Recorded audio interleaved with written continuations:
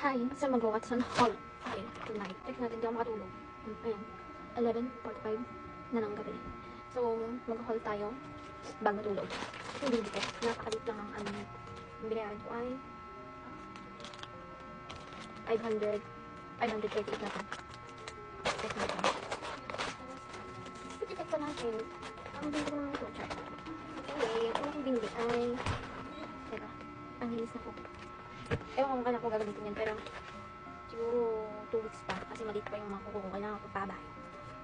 The next, etong mud powder for acne. The next, etong baby Holly foundation. I need it. Next, etong tomato glass skin. Mali pa tong kinuha ko, B. For body, for face and body mist. Ang kukunin ko dapat ay yung toner.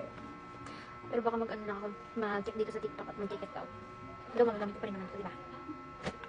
Next, of course, kung meron kang bilhin panlinis, meron ka rin gagamitin pang nail polish. God, 500 plus na yun.